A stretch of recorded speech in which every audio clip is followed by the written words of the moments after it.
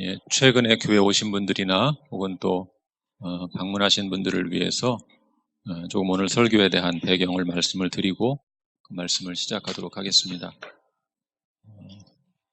제가 작년 1년 동안 주일 안예배 시간에 창세기부터 말라기까지 구약의 39권을 한 주에 한 권씩 개관하는 설교를 했었습니다. 그렇게 해야겠다고 생각하게 된 계기는 우리가 적어도 하나님의 말씀을 우리 삶의 경전으로 삼고 있는 하나님의 백성들로서 그 성경 각 책에 어떤 메시지가 들어있는지 그 정도는 좀 알아야 되겠다, 그런 마음이 들었습니다. 우리가 모든 책을 다 설교하기가 쉽지 않기 때문에 그래서 한 주일에 한 권씩 말씀을 좀 드렸습니다. 어떤 주에는 이사야 66장을 한 주에 말씀을 드리기도 했고, 그래서 좀 그것이 제가 염려했던 것은 좀 소화불량에 걸리는 거 아닌가, 이런 생각도 좀 들고 고민을 했었지만, 그래도 말씀을 잘 듣고 반응하시는 성도님들이 계셔서 1년 동안 구약의 39권 전체를 다 개관 설교를 했습니다. 그리고 올해부터는 한 달에 한 번 신약을 말씀을 드리겠다고 약속을 했습니다. 매월 셋째 주마다 마태복음부터 한 권씩 말씀을 드리겠다고 약속을 했고, 지난달에는 마태복음, 이번 달에 그래서 마가복음을 말씀을 드립니다. 계속 말씀드리지만 이런 시간이 아니면 우리가 성경 66권의 각 책을 좀 공부할 기회가 없을 것 같다, 그런 마음이 들어서 이런 계획을 한 것이니까 그렇게 이해하시고 말씀을 잘 들으시면 좋겠습니다. 오늘 마가복음에 대해서 말씀을 드리겠습니다. 먼저 복음서의 일반적 특징을 좀 말씀을 드리겠습니다. 복음서는 예수님의 사역을 기독교 신앙의 기초와 근거로서 묘사합니다. 예를 들어 예수님은 구약의 성취로서 묘사됩니다. 복음서 기자들은 예수님을 하나님의 아들, 인자, 그리스도, 주 등으로 묘사합니다. 이는 예수님이 하나님께로부터 보내진 자임을 강조하기 위한 것입니다. 복음서들은 단순히 예수님의 생애에 대한 역사적 사실들, 어떤 사건들을 그냥 단순하게 나열한 것이 아닙니다. 복음서들은 이 말씀을 읽는 초기 독자들과 보고 오는 모든 세대, 곧 오늘 우리의 신앙을 격려할 목적으로 구성되고 기록되었습니다. 마가복음의 저자는 바나바의 조카이며 사도 바울의 동역자였던 요한 마가입니다. 우리가 흔히 마가라고 알고 있는데 요한 마가라고 생각하시면 되겠습니다. 연대는 AD 60년대입니다. 60년 초반으로 좀 추정이 됩니다. 기록 장소는 로마로 추정됩니다. 몇 가지 근거가 있는데요. 첫 번째는 마가복음에 라틴어 단어가 기록되어 있습니다. 12장에 보시면 과부의 헌금에 대한 칭찬을 말씀하시면서 고드란트라는 단어는 고드란트, 이런 단어가 나오는데, 고드란트라는 것은 로마의 동전을 가리킵니다. 실제로 라틴어로 된 단어이고, 이제 그런 단어를 사용하는 것을 볼 때 로마로 추정된다는 것입니다. 둘째는 예수님의 십자가를 대신 지고 간 사람, 구레네 사람 시몬이라는 사람이 있는데요. 이 사람이 알렉산더와 루포의 아버지라는 사실이 15장에 기록되어 있습니다. 또 로마서 16장에 보시면 바울이 로마 교회 편지를 쓸 때 주 안에서 택하심을 입은 루포에게 문안한다, 이런 표현이 나옵니다. 그래서 마가복음 15장과 로마 16장 두 개를 좀 종합해 보면 마가는 로마에서 루포를 통해 그가 구레네 사람 시몬의 아들이라는 사실을 알게 된 것으로 보입니다.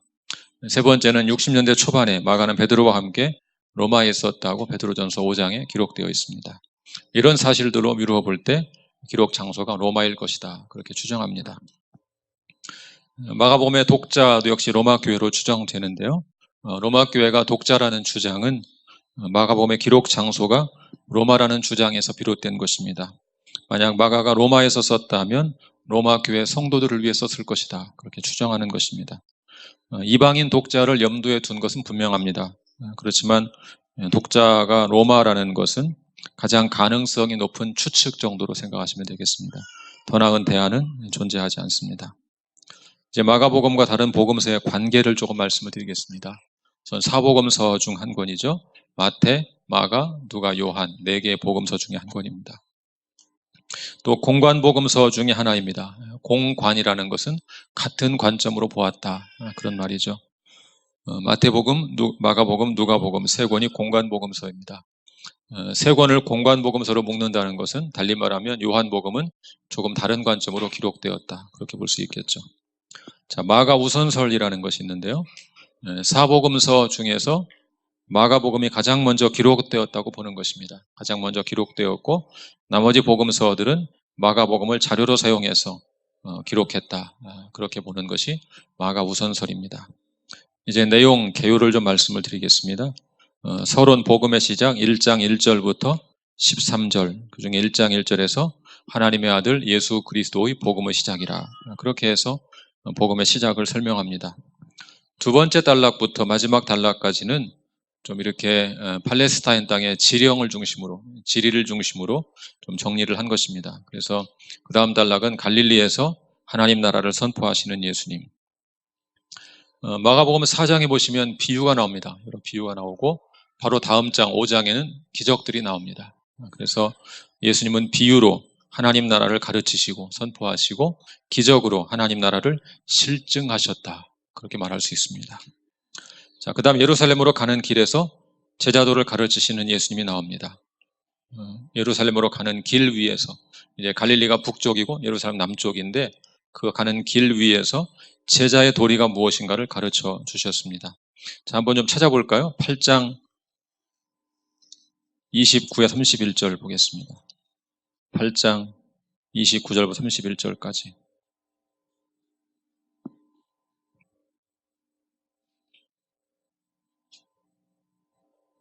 그냥 27절부터 볼까요? 27절부터 31절까지. 한번 같이 읽겠습니다. 시작. 예수의 제자들이 발립보 가이사랴 여러 마을로 나가실새 길에서 제자들에게 물어 이르시되 사람들이 나를 누구라고 하느냐? 제자들이 여짜와 이르되 심례 요한이라 하고 더러는 엘리야 더러는 선지자 중에 하나라 하나이다. 또 물으시되 너희는 나를 누구라 하느냐? 베드로가 대답하여 이르되 주는 그리스도시니이다 하매 이에 자기의 일을 아무에게도 말하지 말라 경고하시고 인자가 많은 고난을 받고 장로들과 대제사장들과 서기관들에게 버린 바 되어 죽임을 당하고 사흘 만에 살아나야 할 것을 비로소 그들에게 가르치시되. 자, 자신의 이런 십자가 죽음을 예언하셨죠. 그리고 34, 35절을 보겠습니다. 34, 35절. 시작. 무리와 제자들을 불러 이르시되 누구든지 나를 따라오려거든 자기를 부인하고 자기 십자가를 지고 나를 따를 것이니라. 누구든지 자기 목숨을 구원하고자 하면 잃을 것이요 누구든지 나와 복음을 위하여 자기 목숨을 잃으면 구원하리라. 예수님은 제자들에게 자기를 부인하고 자기 십자가를 지고 나를 따르라 그렇게 가르치셨죠. 이제 그것이 제자도죠. 또 9장 35절로 가볼까요? 9장 35절.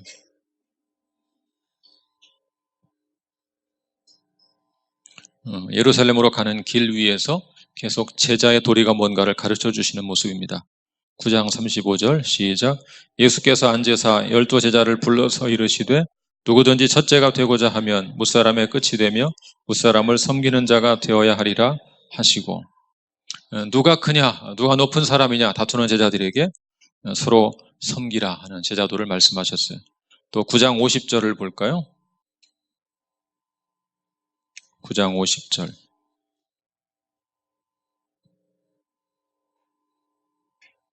(9장 50절) 시작. 소금은 좋은 것이로되 만일 소금이 그 맛을 잃으면 무엇으로 이를 짜게 하리요? 너희 속에 소금을 두고 서로 화목하라 하시니라. 그렇게 누가 높은가 다투는 제자들에게 또한 서로 화목하라. 그렇게 제자의 도리를 가르쳐 주셨습니다. 조금 전에 읽은 말씀, 그 가이사랴 빌립보에서 베드로가 예수님을 주님은 그리스도십니다 고백하는 그 사건이 마가복음 전체의 정점을 이루고 있다. 그렇게 볼 수 있습니다. 예수님의 정체를 좀 제자들이 알기 시작하는 그런 정점을 이루고 있다고 볼 수 있습니다. 자, 그 다음 예루살렘으로 가셔서 이제 예루살렘에서 저항에 직면하시는 예수님의 모습이 전개가 됩니다. 11장 13, 14절 볼까요? 11장 13, 14절.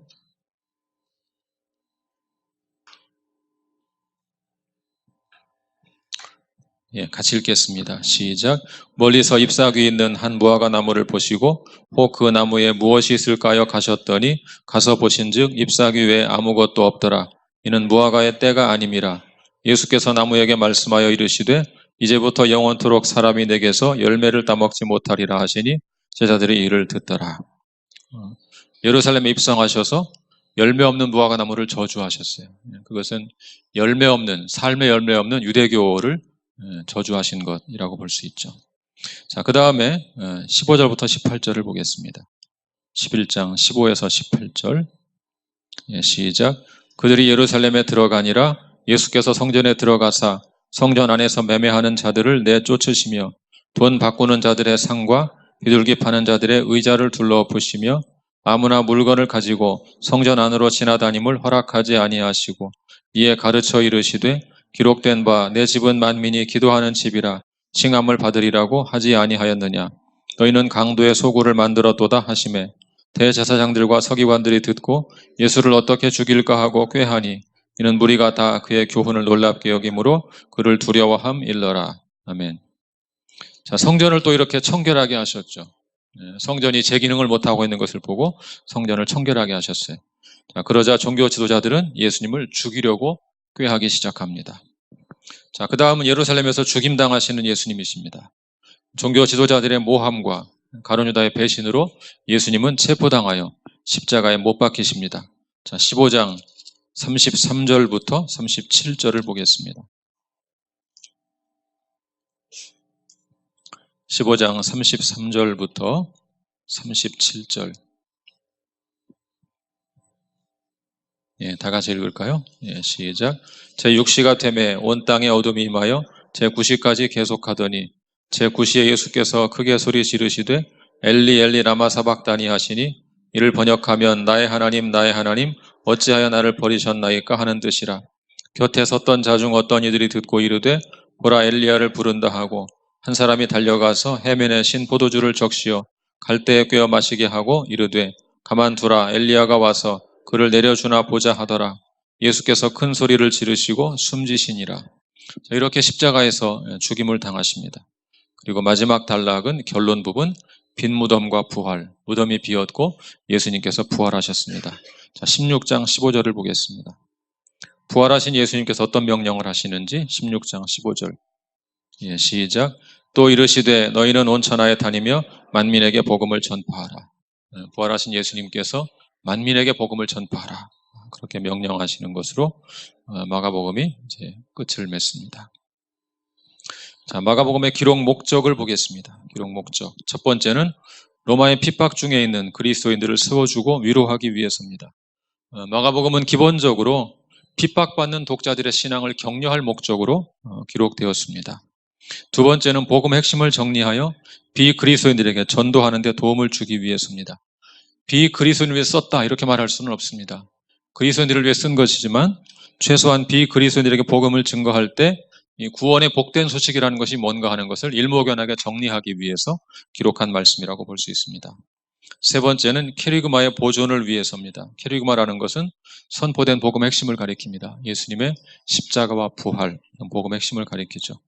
근데 처음에는 그냥 그런 것들을 구전으로 전했어요. 입에서 입으로 전하고 예수님 말씀을 전하고 이렇게 했는데 예수님을 목격한 사람들이 한 명, 두 명 죽어가기 시작하는 것을 보고 이제 기록할 필요성을 느끼기 시작했습니다. 그래서 말씀을 기록해서 보존한 것이 마가복음이라고 볼 수 있습니다. 마가복음의 내용상 특성을 좀 보겠습니다. 내용상 특성. 자, 첫 번째는 마가복음은 행동과 서사의 복음이다. 그렇게 말할 수 있습니다. 행동과 서사의 복음이다. 자, 첫째, 역사적 현재형이 151번이나 사용되었습니다. 역사적 현재가 뭐냐면 예를 들면 예수님께서 아무개를 고치셨다. 이렇게 고치셨다. 과거로 쓰는 게 맞잖아요. 고치신 것은 과거 일이고 기록하는 것은 현재 시점이니까. 그런데 그렇게 기록하지 않고 고치신다. 현재형으로 기록할 때가 있습니다. 그럼 어떤 느낌이 있습니까? 마치 지금 벌어지는 일처럼 좀 생동감 있게 느껴지는 것이죠. 그런 표현이 많이 사용되었습니다. 또 그리고라는 단어, 그리고 또 이런 카이란 단어인데요. 이 단어가 또 3장의 35절 중에 29절에 나옵니다. 그러니까 거의 모든 구절마다 그리고 또 이런 말이 계속 나옵니다. 좀 빠르게 전개가 되는 것이죠. 또 즉시란 단어가 많이 나옵니다. 즉시. 41번 나오는데 1장에만 10번 나옵니다. 1장에 10번이나 즉시 뭘 하시고 이런 식으로 나옵니다. 또 네 번째는 강화보다는 행동을 묘사한 서사가 많습니다. 강화라는 것은 좀 긴 가르침을 가리킵니다. 긴 가르침. 요한복음 15장에 나는 포도나무요 너희는 가지라, 이런 긴 가르침들을 강화라고 합니다. 서사라는 것은 사건들을 묘사한 것입니다. 그런데 강화보다 서사가 참 많습니다. 반대로 요한복음 같은 책은 강화가 많습니다. 한 자리에서 길게 가르치는 내용들이 많이 나옵니다. 다섯 번째, 시각적 효과를 높이는 살아 움직이는 표현을 자주 사용합니다. 예를 들면 중풍병자를 지붕을 뚫어 달아내린다, 이런 것들도 연상이 되지 않습니까? 막 지붕을 뚫고 있는 장면, 이런 것이 읽다 보면 연상이 되죠. 또 성난 물결에 시달리는 배의 고물에서 예수님이 주무시는 일 상상이 되죠. 파도는 치고 있고 배가 뒤집어질 것 같은데 거기서 주무시고 있는 모습, 이런 것들. 또 푸른 잔디 위에 군중들이 무리를 지어 질서정연하게 앉아있는 모습. 다른 복음서는 그냥 잔디 위에 그랬는데 마가복음은 푸른 잔디 위에 이렇게 생생하게 표현하고 있습니다. 또 귀먹고 말 더듬는 사람을 고칠 때 그냥 말씀으로 고치지 않고 손가락을 귀에 넣고 침을 뱉어서 혀에 대신다든지, 이런 행동들. 또 시각장애의 눈이 점차 한 번에 고쳐지지 않고 점차적으로 고쳐지는 일이라든지, 이런 것들. 또 베드로가 대제사장의 집들에가 들어가서 불을 쬐고 있는 모습. 이 불이라는 것도 좀 시각적 효과가 높은 그런 표현이죠. 이런 특징들이 있어요. 이런 특징들 때문에 마가복음은 그 절정의 십자가 사건을 놓고 빠르게 전개되는 영화를 보는 것 같은 그런 느낌을 주도록 구성되어 있습니다. 자, 두 번째 내용상 특징은 이방인을 위한 복음서이다, 이렇게 말할 수 있습니다. 이방인을 위한 복음서이다. 자, 근거가 있습니다. 첫 번째, 구약의 인용이 적습니다. 구약의 인용. 그럼 반대로 구약의 인용이 많은 책은 어떤 책일까요? 마태복음이 많죠. 유대인을 위한 복음서니까 마태복음, 구약의 인용이 많습니다. 두 번째는 유대 풍습을 모르는 이방인들을 위해 풍습을 설명하고 있습니다. 자, 한번 7장으로 가볼까요? 7장 3, 4절. 7장 3, 4절.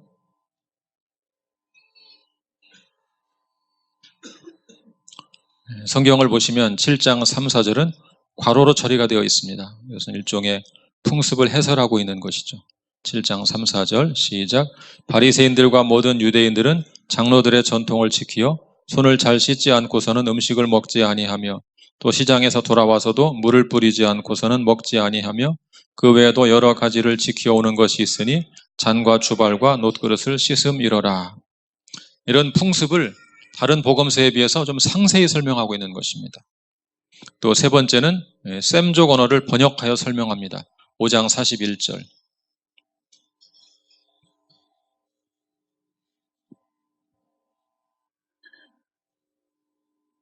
5장 41절. 시작. 그 아이의 손을 잡고 이르시되 달리다굼 하시니 번역하면 곧 내가 내게 말하노니 소녀야 일어나라 하심이라. 달리다굼, 아람어라는 언어인데요. 이런 것들을 이제 해설하고 있는 것이죠. 다른 복음서도 해설을 하고 있습니다. 그런데 마가복음이 좀 더 많이 이런 것들을 해설하고 있습니다. 요한복음 같은 경우는 이런 풍습을 잘 설명하지 않을 때가 많습니다. 다 알고 있다고 간주하기 때문에 그런 것이죠. 자, 네 번째, 제자들의 이방인 사역에 전혀 제한을 두지 않습니다. 다섯 번째, 율법에 대한 토론이 적습니다. 마태복음에는 율법에 대한 토론이 나오죠. 예를 들면 1.1핵이라도 이런 표현이 나온단 말이에요. 그런 것이 나오지 않습니다. 여섯 번째, 한 이방인 로마 백부장의 고백을 매우 소중하게 여깁니다. 우리 15장 39절을 볼까요? 후반부의 15장 39절.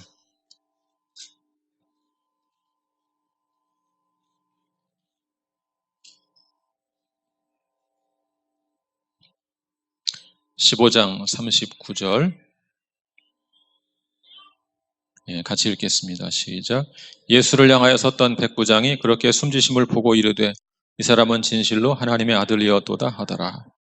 이방인 백부장이 하나님의 아들이다 고백하는 내용, 이것을 중요하게 기록했죠. 여러분에게 질문 하나 드리겠습니다. 답을 맞추시는 분에게는 책을 한 권 선물로 드리겠습니다. 마가복음 전체에서, 마가복음에서만 예수님을 하나님의 아들이라고 부른 존재, 세 존재를 얘기해 보세요. 세 존재. 누가 그렇게 불렀는지.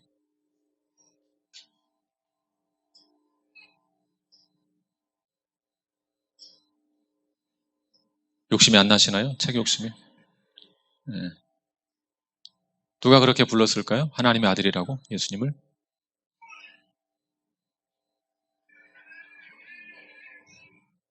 베드로요? 땡입니다. 예. 마태복음에는 자세히 기록되어서 그렇게 기록되어 있는데 마가복음은 단축해서 기록해서 그 말이 안 나옵니다. 그냥 주는 그리스도시 이렇게만 나옵니다. 예. 귀신. 예. 한 번에 다 맞춰야 돼요. 근데 한 사람이 귀신. 예. 아무래도 책이 굳은 것 같죠? 예. 예. 하나님께서 말씀하세요. 이는 내 사랑하는 아들이다 이렇게 말하죠. 그다음에 귀신이 하나님의 아들이라고 예수님을 지칭하죠. 세 번째는 지금 나온 백부장. 예. 그러니까 하나님과 귀신을 제외하고 사람 중에서는 유일하게 로마의 백부장이 이런 고백을 한 것으로 기록되어 있습니다. 많은 사람이 이런 고백을 했을 것입니다. 근데 마가복음이 특별히 이 사람의 고백에 주목하고 있는 것은 이방인을 위한 복음서이기 때문에 이방인의 이런 고백을 중요하게 기록을 했던 것이죠. 자, 세 번째, 마가복음은 균형 잡힌 기독론의 복음서이다. 그렇게 말할 수 있습니다.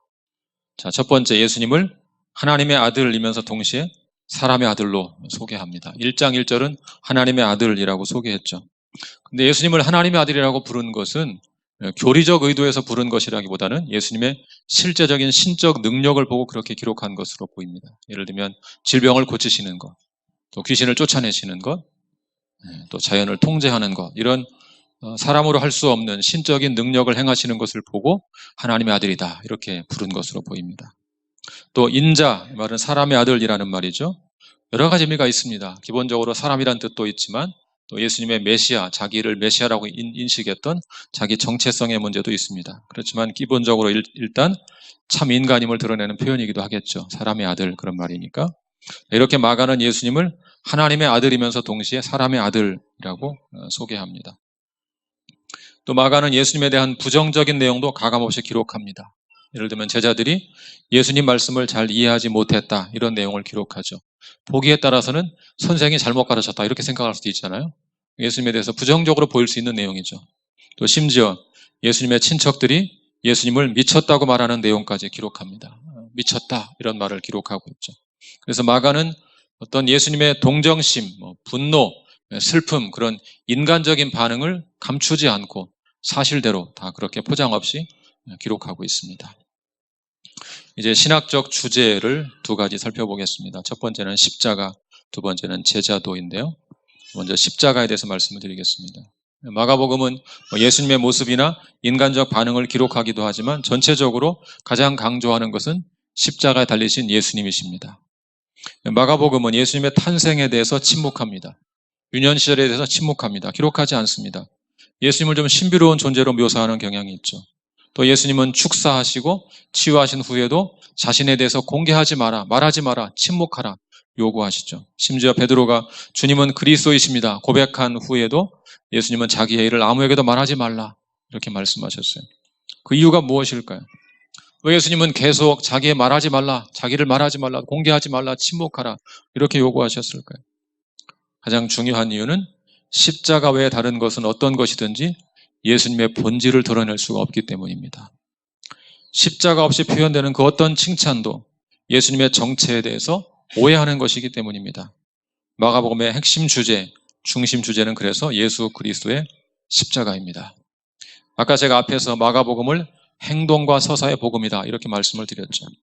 역사적 현재형이 많이 나오고 그리고 즉시 이런 단어가 많이 나온다고 했습니다. 강화보다 서사가 많다 그런 말씀을 드렸고 살아 움직이는 생생한 표현들이 많다 말씀을 드렸습니다. 자, 그 결과 마가복음은 영화로 말하면 마치 속도감 있게 전개되는 액션 영화 같은 그런 느낌을 줍니다. 자, 그러면 마가가 그런 방식으로 기록한 이유가 무엇일까요?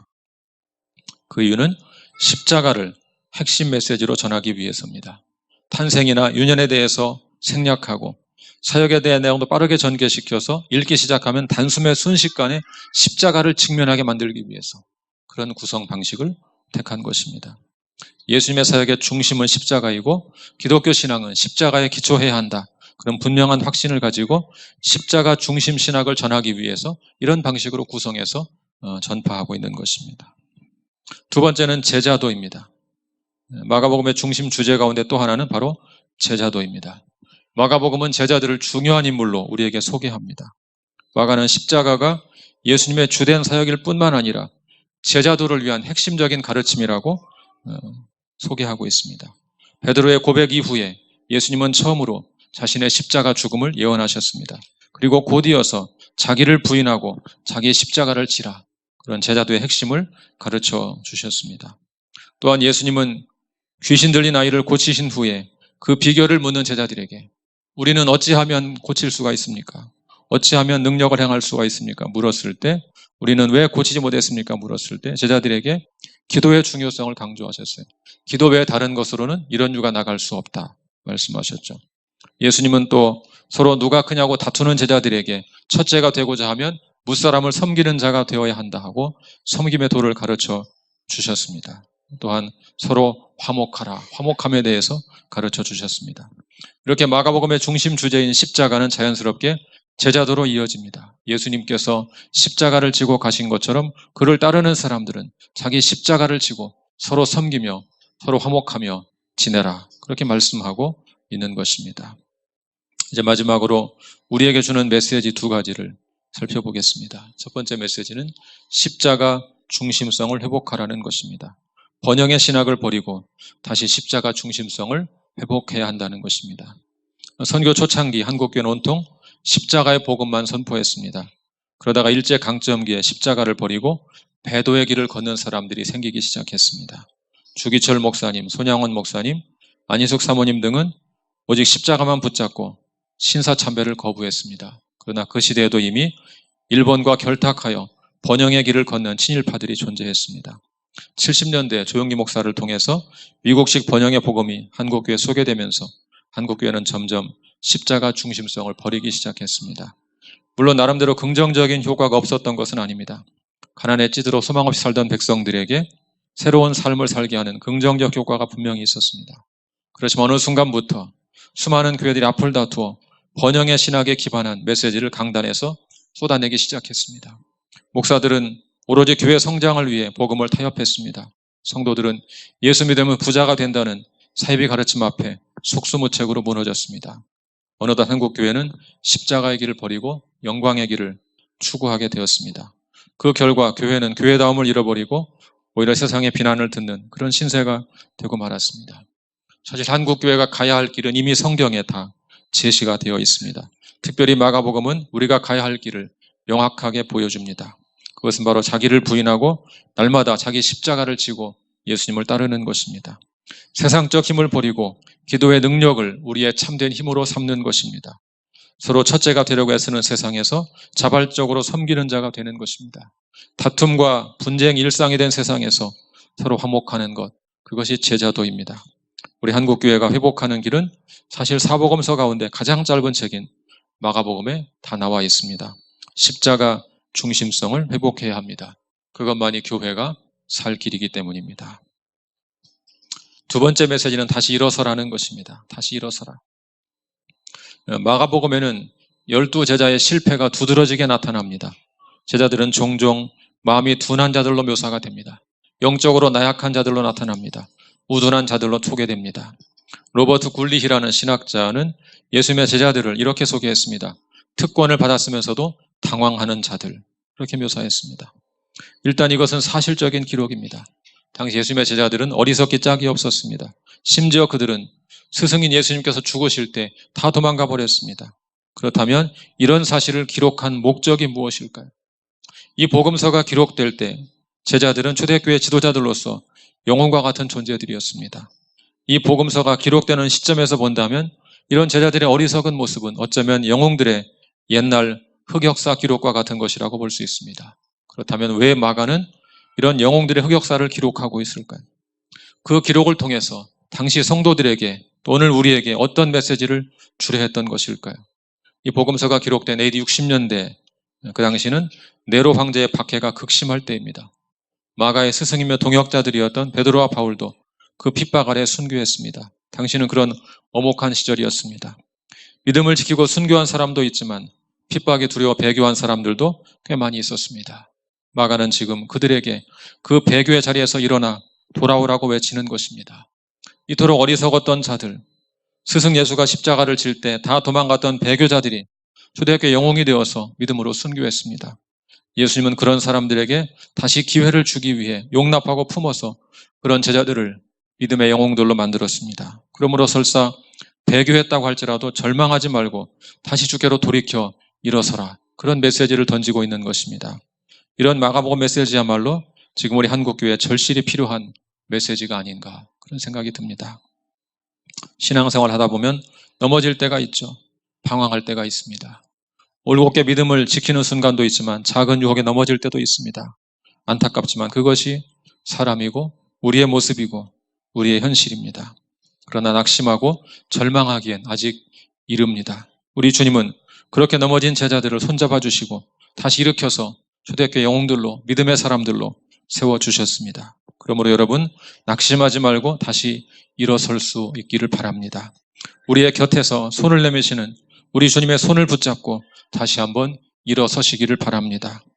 예수님을 3번이나 부인했던 베드로가 초대교회의 견고한 반석이 된 것처럼 사랑하는 주님께서 넘어진 우리를 쓰러져가는 한국교회를 다시 일으켜 주시기를 부활의 주님 우리 예수님의 이름으로 간절히 축원합니다. 같이 기도.